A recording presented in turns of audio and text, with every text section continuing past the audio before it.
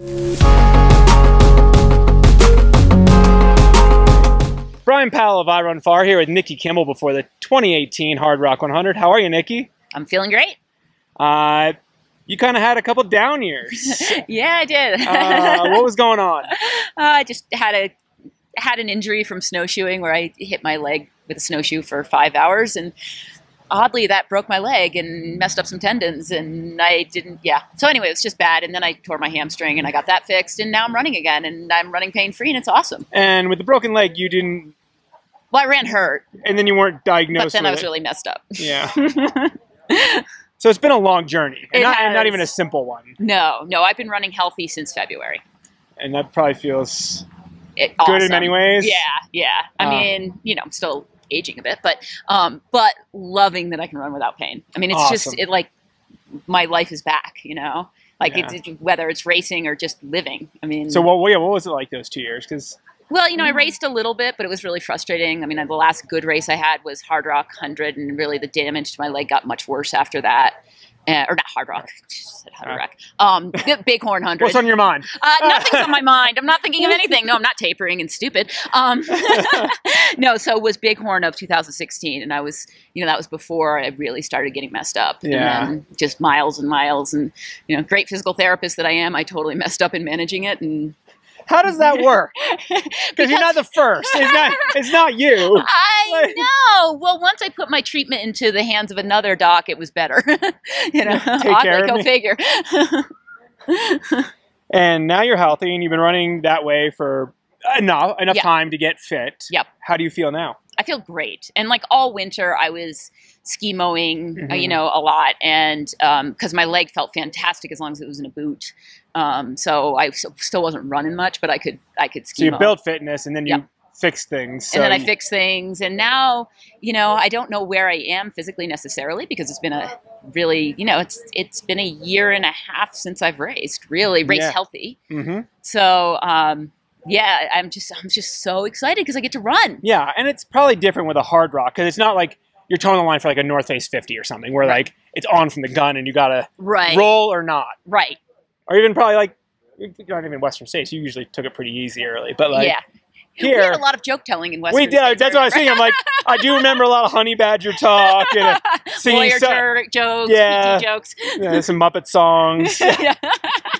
With Rory with her outhouse songs. Oh, I won't repeat any of those. No, we really can't. No. But here you are, finally at Hardrock. You took a while to get in.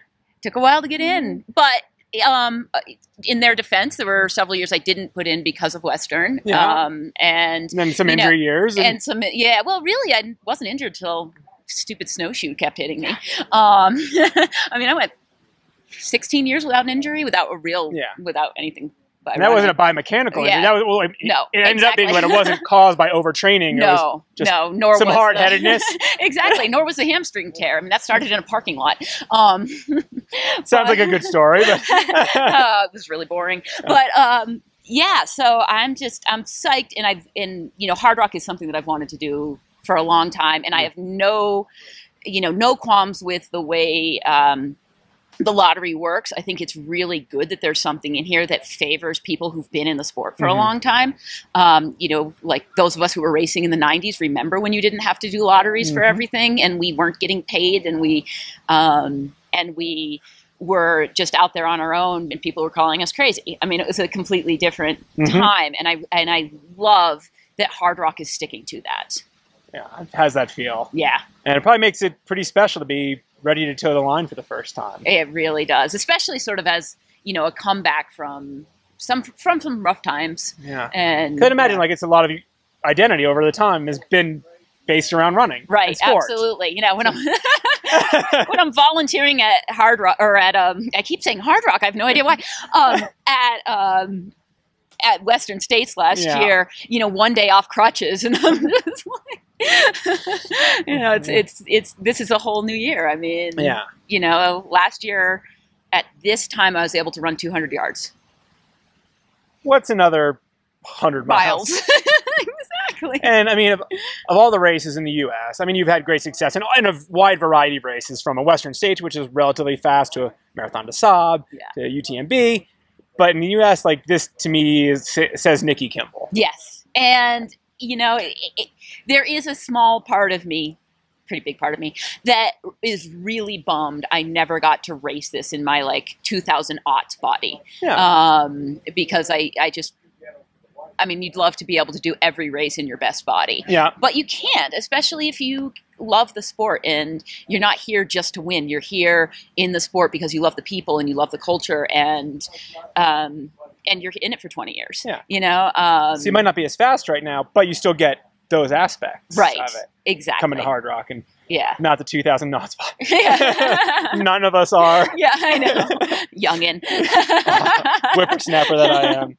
Yeah. So what are you looking forward to most about finally running Hardrock? Oh my gosh. I think just finally running Hardrock. Yeah? Yeah. I mean, I am just super stoked for a long tour. You know, I mean, of course I want to be competitive. Like, so that's, that spark's still there. Yeah, it is. And it, you know, and so that's nice. And, but you know, this is my first time in the San Juans. It's these beautiful areas and this sort of this celebration of being able to, run without my leg, you know, not pushing off. And it's, I mean, I just, you know, from being this person who wanted to and did win UTMB in Western states to being a person who is grateful to be able to run, you know, it's a different stage of life. And I'm really finally embracing it. I mean, it was a hard transition. But I know that I can still do that. I'm still solid on these long things. Yeah.